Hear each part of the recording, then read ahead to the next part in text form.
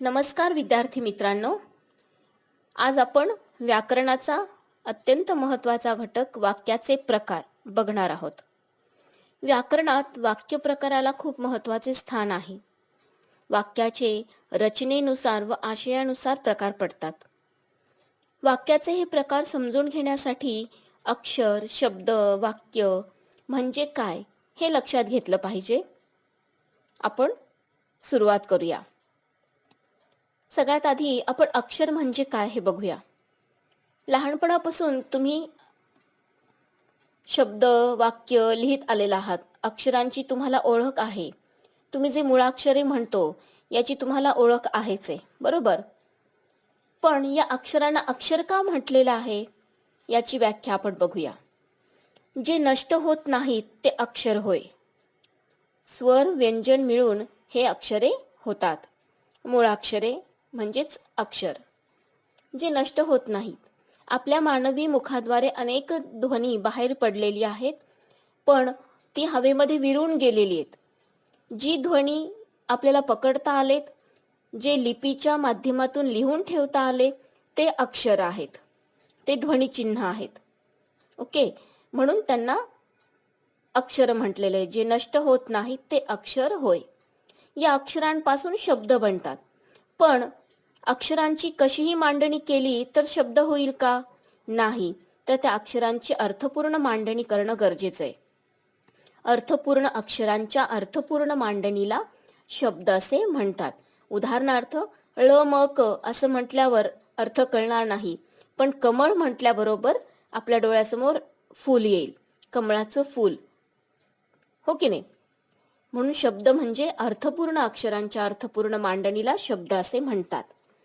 आता वाक्य, वाक्यामध्ये काय असतात? शब्दच असतात, बरोबर? पण नुसते शब्द मांडले म्हणजे वाक्य होईल का? नाही. पूर्ण अर्थाचं बोलणं ते असलं पाहिजे, हो की नाही? त्याच प्रकारे शब्दांची अर्थपूर्ण मांडणी ही असली पाहिजे. म्हणून व्याख्या अशी आहे, अर्थपूर्ण शब्दांच्या अर्थपूर्ण मांडणीला वाक्य असे म्हणतात. मी उद्या मुंबईला जाणार आहे असं म्हटल्यावर तुम्हाला कळेल, हो की नाही? पण याच वाक्यातील शब्द मी मागे पुढे लिहिले आणि म्हणून दाखवलं तर अर्थ नीटसा कळत नाही आणि कानालाही तो बरा वाटत नाही. पहा म्हणजे कसं होईल. आहे मी जाणार मुंबईला उद्या, आहे मी जाणार मुंबईला उद्या, नेमकं काहीच कळत नाही. एकापाठोपाठ एक शब्द उच्चारलेत, वाक्य कंप्लीट झालंय, पण अर्थ आहे का त्या वाक्याला? नाही. म्हणून अर्थपूर्ण शब्दांच्या अर्थपूर्ण मांडणीला वाक्य असे म्हणतात. ठीक आहे, इथपर्यंत समजलं? ओके, पुढे जाऊया.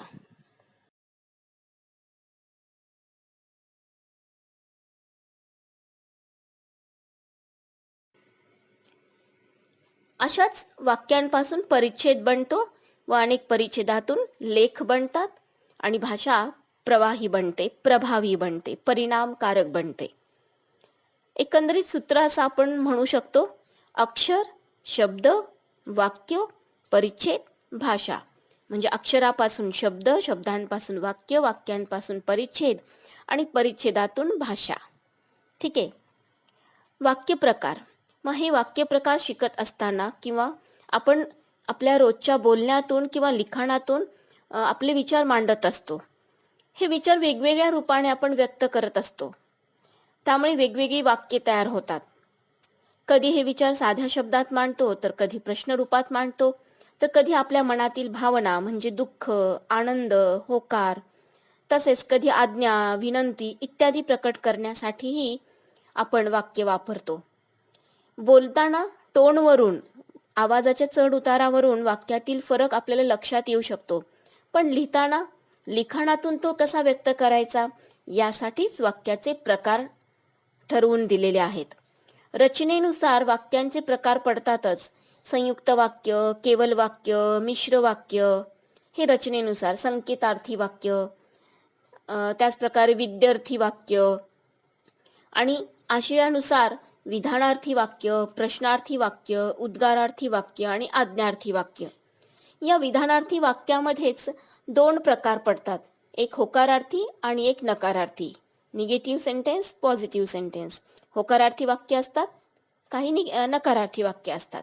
म्हणून विधानार्थी वाक्यांचे ते उपप्रकार मानले जातात. तर आपण बघूया आशयावरून वाक्याचे प्रकार, जे 4 पडतात: विधानार्थी वाक्य, प्रश्नार्थी वाक्य, उद्गारार्थी वाक्य आणि आज्ञार्थी वाक्य. त्यांची आपण व्याख्या बघूया आणि उदाहरणे बघूया. ठीक आहे.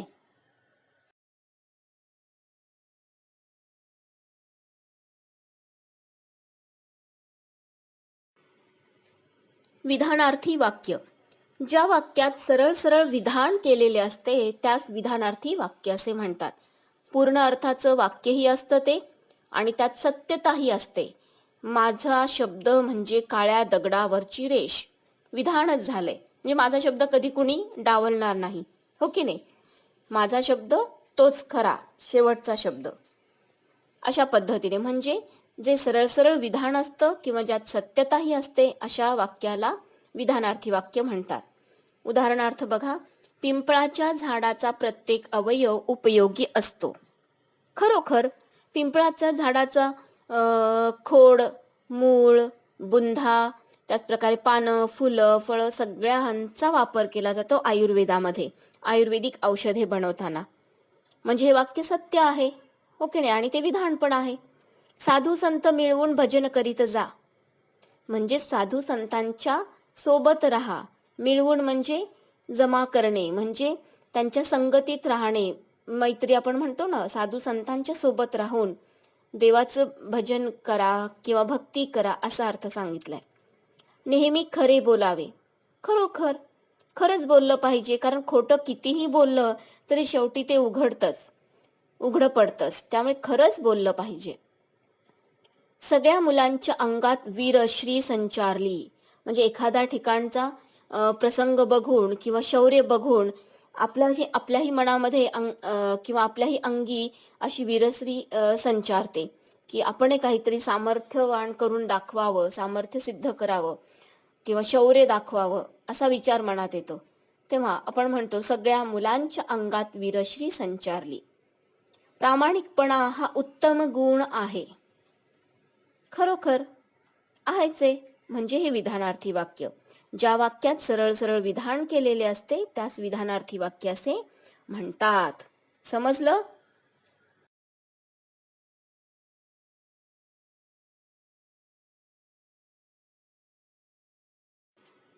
आता आपण बघूया प्रश्नार्थी वाक्य. अत्यंत सोपं आहे. ज्या वाक्यात प्रश्न विचारलेला असतो त्यास प्रश्नार्थी वाक्य असे म्हणतात. ओळखायचं कसं? तर प्रश्नार्थक चिन्ह असतं. चर्चा पुढे जाणार कशी? दुपारी मी माझ्या मित्रांना बोलावू का? आई, मी बाहेर जाऊ खेळायला? ही घोड चूक कोणी केली? तू उद्या कोठे जाणार आहेस?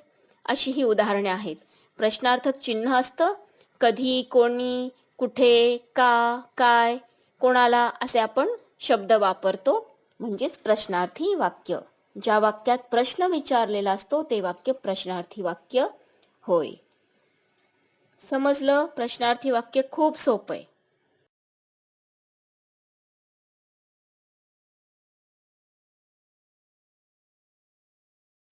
वाक्याचा आता तिसरा प्रकार उद्गारार्थी वाक्य. उद्गार म्हणजे आपल्या मनातून निघालेल्या भावना, विचार. मनातील भावना व्यक्त करताना किंवा तीव्र इच्छा व्यक्त करताना ज्या प्रकारचे वाक्य आपण बोलतो त्यास उद्गारार्थी वाक्य असे म्हणतात. पहा, आहा, चांदणे किती सुंदर पडले आहे. बाप रे, केवढा मोठा साप. ही रुईची गादी किती मऊ आहे. देवा, हा महिमा मला प्राप्त न हो. किती अवाक झाले लोक. पहा, म्हणजे बघा, बोलण्याच्या टोनवरून लक्षात येतोच. आहा, केवल प्रयोगी अव्यय या ठिकाणी वापरलेलं असतं. केवल प्रयोगी अव्यय वापरल्यानंतर त्याच्या नंतर उद्गारार्थी चिन्ह देतो आणि वाक्य संपल्यानंतर सुद्धा उद्गारार्थी चिन्ह देतो. हे उद्गारार्थी वाक्य ओळखतात किंवा ओळखायला अशा पद्धतीने ते सोपं जातं. उद्गारार्थी वाक्यामध्ये केवल प्रयोगी अव्ययांचा वापर केला जातो कधी कधी, आणि वाक्याच्या शेवटी एक्सक्लेमेटरी म्हणजेच उद्गारार्थी चिन्हही असतं. ज्यात मनातील भावना व्यक्त केलेल्या असतात, तीव्र इच्छा व्यक्त केलेल्या असतात किंवा तशा प्रकारचा उद्गार बाहेर पडलेला असतो, दुःखात्मक, सुखात्मक, आश्चर्यकारक, तेव्हा ते उद्गारार्थी वाक्य होतं. ठीक आहे.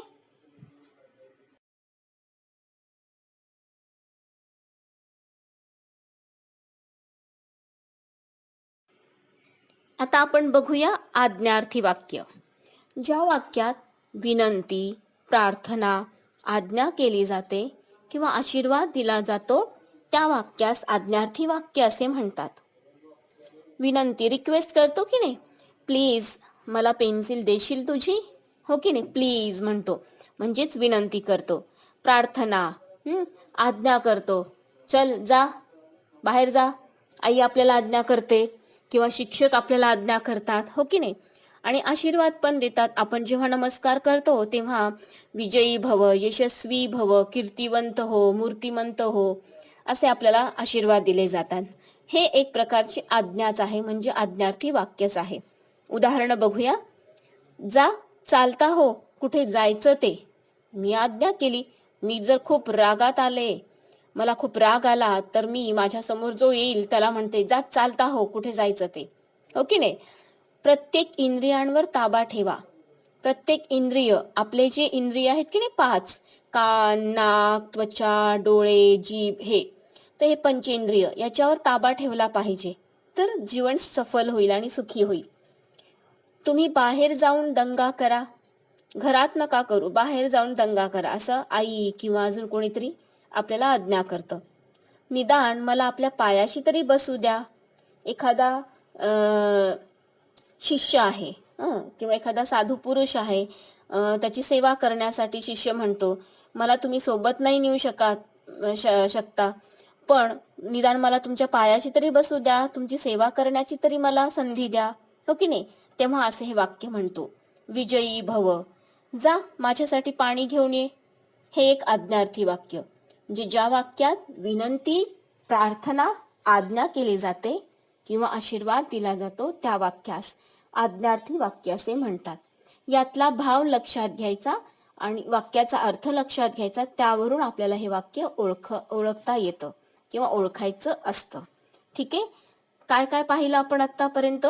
वाक्य म्हणजे काय, वाक्य म्हणजे काय, वाक्याचे अनुसार आणि रचनेनुसार प्रकार पडतात ते बघितले, आणि आशयानुसार प्रकार, त्यांच्या डेफिनेशन्स, त्याच्या व्याख्या आणि उदाहरणं पाहिलेली आहेत. ठीक आहे. आशयानुसार वाक्यांची 4 प्रकार पडतात: विधानार्थी, प्रश्नार्थी, उद्गारार्थी आणि आज्ञार्थी. ज्या वाक्यात सरळ सरळ विधान केलेलं असतं ते विधानार्थी वाक्य, ज्यात प्रश्न विचारलेला असतो ते वाक्य प्रश्नार्थी, ज्या वाक्यामध्ये आपल्या मनातील भावना व्यक्त केलेल्या असतात किंवा तीव्र इच्छा, दुःख, सुख व्यक्त केलेलं असतं ते उद्गारार्थी वाक्य असतं, आणि ज्या वाक्यात विनंती, प्रार्थना, आज्ञा, आशीर्वाद केलेला असतो ते आज्ञार्थी वाक्य असतं. पीपीटी पाठवलेली आहेच आहे, त्याचा अभ्यास करा आणि वाक्य प्रकार ओळखा. परीक्षेमध्ये वाक्य दिलेले असतील, कोणत्या प्रकारचं वाक्य आहे ते तुम्हाला ओळखायचं. ओळखताना 2 तर वाक्य सहज ओळखता येतात. ज्यात प्रश्नार्थक चिन्ह दिसते ते प्रश्नार्थी वाक्य, जिथे उद्गारार्थी चिन्ह दिसते ते उद्गारार्थी वाक्य. आज्ञार्थी वाक्य ओळखताना त्या वाक्याचा अर्थ लक्षात घ्यायचा, भाव लक्षात घ्यायचा, आणि विधानार्थी वाक्य सरळ सरळ सिंपल सेंटेन्स असतं, त्यामुळे तेही आपल्याला ओळखता येतं. ठीक आहे, समजलं असेलच आता. ओके.